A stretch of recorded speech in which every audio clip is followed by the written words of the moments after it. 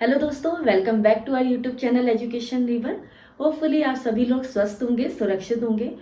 बहुत टाइम से मैंने इसमें कोई भी वीडियो अपलोड नहीं की थी अपने इस चैनल में, क्योंकि इसी दौरान बहुत सारी चीज़ें हुई हैं। क्योंकि पहले मैं जो थी वो पीएचडी स्कॉलर थी आईसीजीबी जेएनयू न्यू दिल्ली में। बट अब रिसेंटली जो है मैं गवर्नमेंट जॉब में हूँ।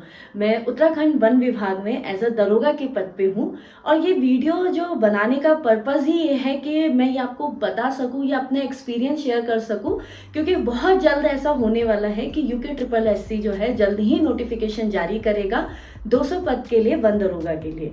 तो आपके दिमाग में आएगा कि हमें कैसे तैयारी करनी चाहिए, क्या करना चाहिए और क्या नहीं, तो हम इसी वीडियो में ये बात करने वाले हैं। वीडियो में जैसे कि आपको मेरी स्क्रीन पे दिख रहा होगा कि इन टॉपिक के बारे में मैं बात करने वाली हूँ कि ये वन विभाग में ये दरोगा का पद मैंने कैसे क्लियर करा, कि आपको क्या पढ़ना चाहिए, क्या नहीं पढ़ना चाहिए। और जैसे बहुत सारे क्वेश्चंस ये भी होते हैं कि कितने घंटे हमें पढ़ाई करनी चाहिए सरकारी जॉब को निकालने के लिए, या फिर ये होता है कि इसकी जॉब प्रोफाइल क्या है। क्योंकि जब मेरा ये एग्ज़ाम निकला था तो मेरे अंदर बहुत सारे क्वेश्चंस थे, क्योंकि मैंने बहुत सारे यूट्यूब और गूगल भी सर्च किया था कि एक्चुअली वन दरोगा का काम क्या होता है। तो मैं इसके बारे में भी आपको बताऊंगी कि मेरा आज मेरा क्या काम है दरोगा के एज अ दरोगा पद पे।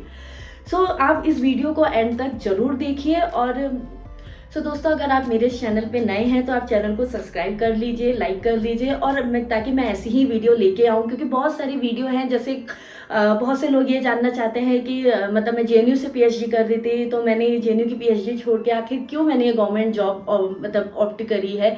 तो इस पर भी मैं वीडियो बनाऊँ, बट इस वीडियो में इस पे बात करना सही नहीं रहेगा, वो मैं अलग से लेके आऊँगी, क्योंकि ये वीडियो ऑलरेडी बहुत लेंथी होने वाला है। तो चलिए दोस्तों, अब मैं पहला जो मैंने आपको क्वेश्चन दिखाए थे अपनी स्क्रीन पे उसको डिस्क्राइब करने की कोशिश करती हूँ। जैसे सबसे पहला क्वेश्चन यही है कि जो वन विभाग उत्तराखंड में वन दरोगा के पद पे आखिर मैंने ये कैसे एग्ज़ाम निकाला, उस टाइम पे क्या जर्नी रही थी। तो आपको सही में बता दूँ कि ऐसा नहीं था कि आज नोटिफिकेशन आया, हमने फॉर्म भरा, फिर एग्ज़ाम हुआ, फिजिकल हुआ, मेरे को ये जॉब मिल गई। ऑलमोस्ट पूरे 5 ईयर का ये ड्यूरेशन रहा है, क्योंकि पूरे 5 साल लग गए इस जॉब को मिलने में। तो मैं आपको बस, जब 2019 में इसका नोटिफिकेशन आया था तो मैं बीएससी फाइनल ईयर में थी।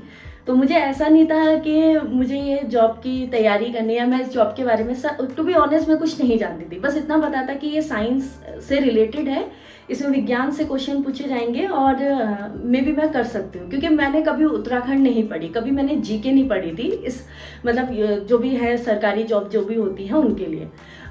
तो फिर मेरे बड़े भाई थे, उनने मुझे बोला कि इसमें सिर्फ साइंस ही आनी है। मेरे बड़े भाई जो सौरभ जी हैं, उनने बोला कि इसमें साइंस ही आनी है, तो भर दे करके। तो मैंने कहा ठीक है। तो बेसिकली मेरे बड़े भाई ने ही मेरा फॉर्म फिल कर दिया था। फिर उसके बाद यही होता है, आपको पता ही है कि जब फॉर्म फिल हो जाते हैं तो बहुत लंबा टाइम होता है कि एग्ज़ाम होते हैं या फिर बहुत लंबी जर्नी चलती है। तो हुआ यही था कि 2021 के टाइम पे, क्योंकि कोविड आ गया था, कोविड की वजह से सारी चीज़ें पॉज हो गई थी। एंड देन उसके बाद इसका एग्ज़ाम हुआ था 2021 पे। तो जब मैंने पहली बार इसका एग्ज़ाम दिया था, टच वुड मेरा पहली बार में ही ये एग्ज़ाम क्लियर हो गया था, क्योंकि दिसंबर के टाइम पे रिजल्ट आया था। मैं बहुत खुश थी, बट फिर कहीं ना कहीं मेरे भाई ने बोला कि अभी कुछ नहीं कह सकते हैं, क्योंकि उत्तराखंड का एग्ज़ाम है। और सही वाकई में ऐसा था कि उत्तराखंड के एग्ज़ाम में आप कुछ नहीं कह सकते हो। और उस समय यही हुआ कि खुशी तो थी, बट फिर धीरे धीरे पता लगा कि बहुत सारी चीज़ें चल रही थी कि जो रिज़ल्ट है वो सही नहीं है। कुछ लोग ऐसे भी हैं जो इसमें उनको शॉर्टलिस्ट कर दिया गया है।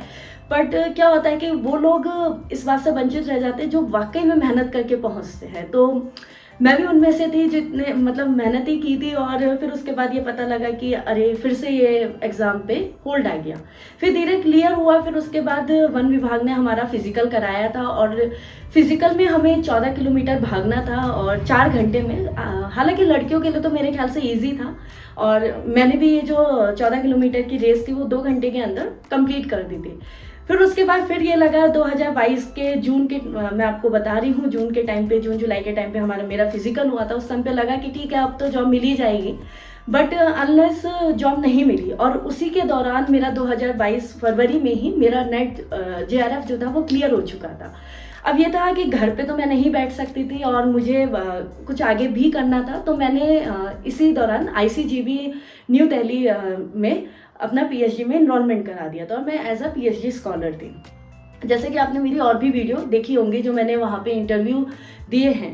फिर धीरे धीरे धीरे ये सारी चीज़ें पता लगी एंड फाइनली दिसंबर के टाइम पे ये बात पता लगती है, जब 2022 जो था वो ख़त्म हो रहा था और 2023 आने वाला था।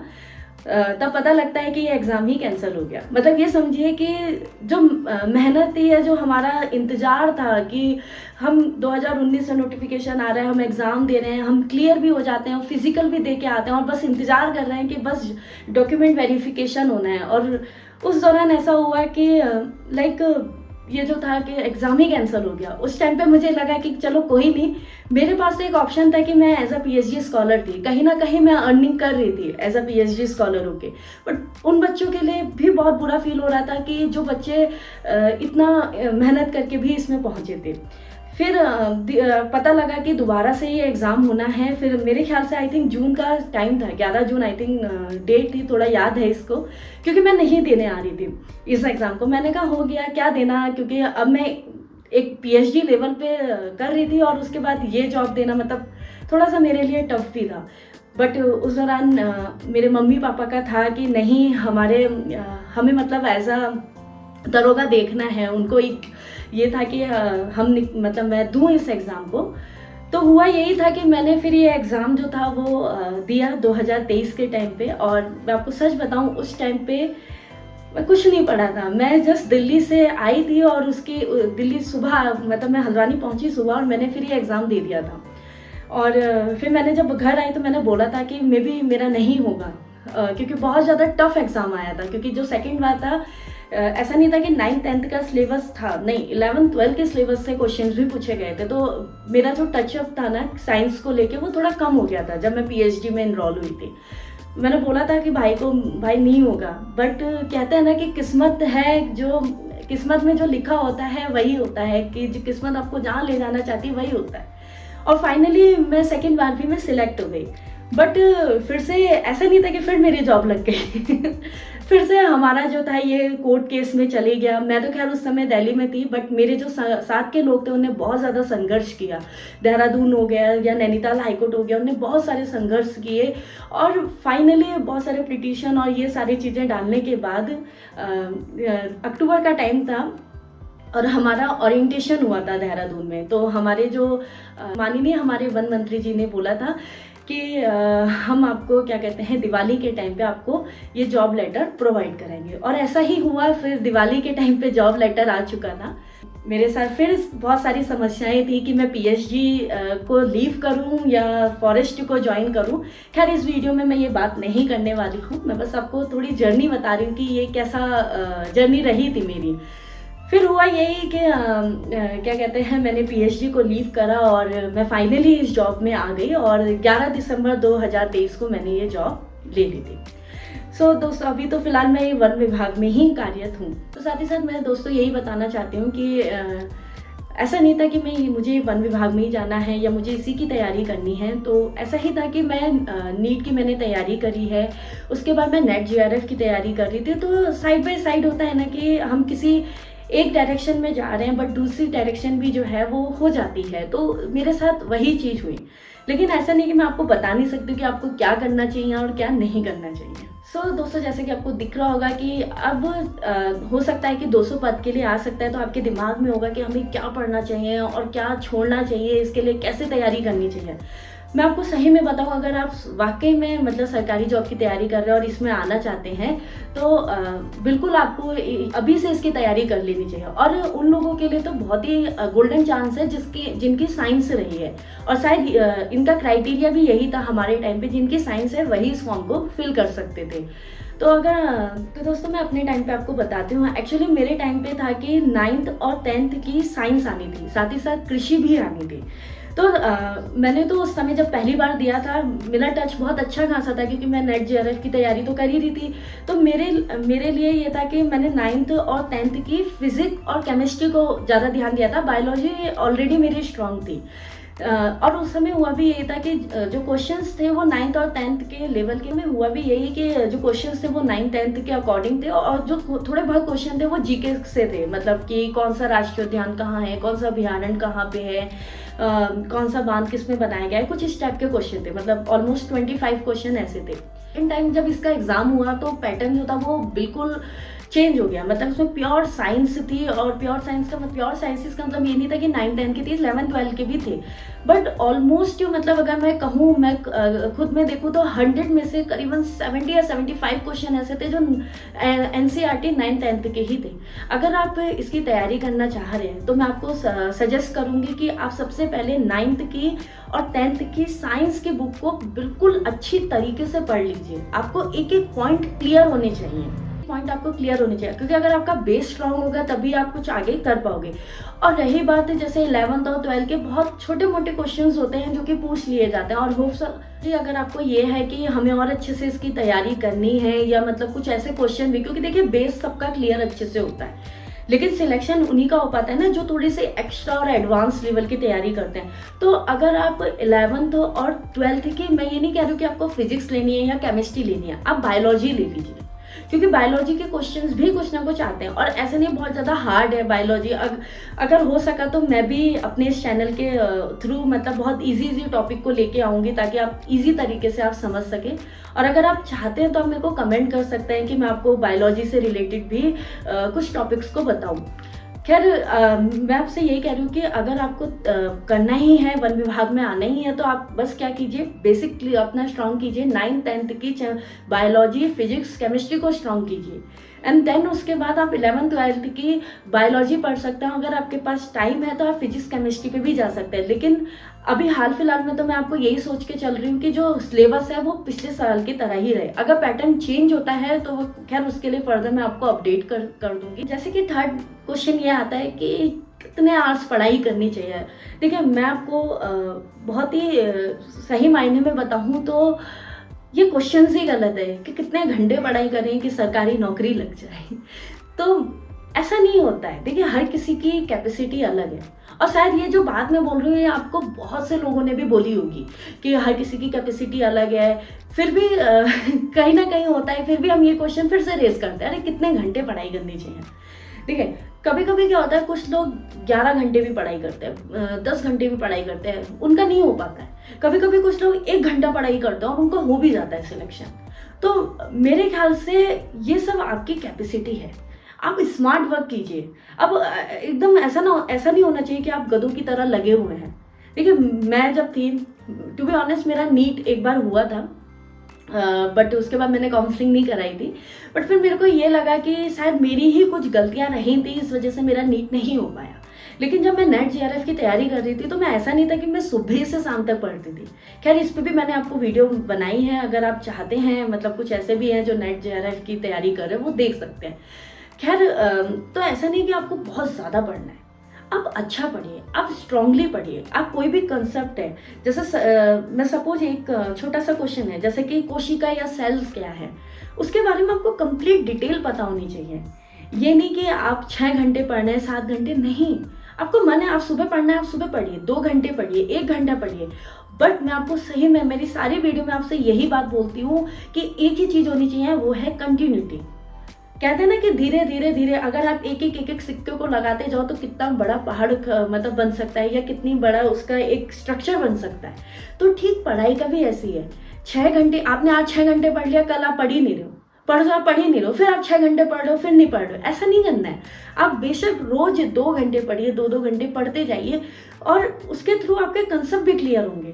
और सबसे बड़ी बात, जब भी आप पढ़ाई कर रहे हैं, ये घंटे की बात तो रही, दूसरी बात इंपॉर्टेंट होती है रिवीजन। अक्सर यही होता है कि हम पढ़ तो बहुत चीज़ें लेते हैं लेकिन हम रिवीजन नहीं करते।